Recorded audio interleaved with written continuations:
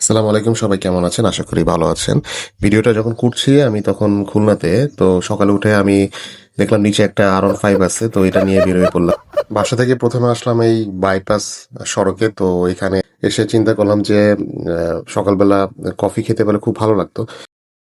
শুনলাম ক্রিমসন কাপের একটা আউটলেট খুলনাতে আছে। তো গুগল ম্যাপসে চেক করে নিলাম যে কোথায় লোকেশনটা। তো এখান থেকে লোকেশনটা চেক করে চলে গেলাম বাইপাস থেকে। তো পরিবেশটা খুব সুন্দর লাগতেছিল।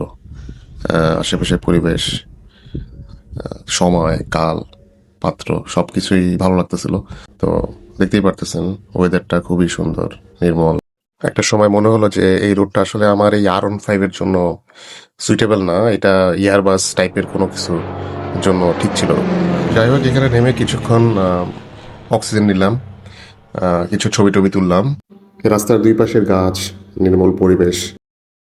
চলে আসলাম খুলনার ক্রিমসন কাপে। সো এখানে সিকিউরিটি গার্ড বললো যে মামা এটা 11টার সময় খুলবে। তো আমি যখন পৌঁছাই তখন 9টা বাজে। তো এত সময় কি করব? পরে পাশে টাইগার গার্ডেন একটা হোটেল অ্যান্ড রেস্টুরেন্ট ছিল। তো ওখানে জিজ্ঞেস করাতে বললো যে এখানে কফির অপশন আছে, বাট সেই ক্ষেত্রে আপনাকে ব্রেকফাস্টের বুফেটটা নিতে হবে আর কি।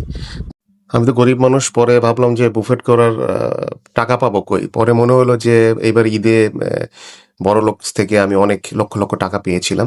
তো ওটা থেকেই সাহস হলো বুফেটে যাওয়ার জন্য, এবং তারা বললো যে মামা এই বুফেট অনলি 350 টাকায় পাওয়া যাচ্ছে।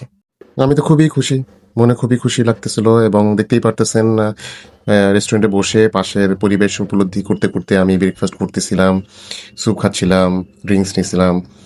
আহ, খুবই মনোরম। তারপরে কফি নিলাম। মনে হচ্ছিল আমি কক্সবাজার চলে আসছি এবং সকালবেলার ব্রেকফাস্ট করতেছি সমুদ্র সৈকত পাশে। একটা বড় লোক ভাবস আর কি। যাই হোক, সবকিছুর শেষ কথা হচ্ছে আলহামদুলিল্লাহ, আল্লাহর কাছে লাখ লাখ শুক্রিয়া যে সকালে এরকম একটা উপলব্ধি, এরকম একটা ব্রেকফাস্টের উপলব্ধি করার সুযোগ আল্লাহ আমাকে দিয়েছে। তো সবাই ভালো থাকবেন। আসসালামু আলাইকুম।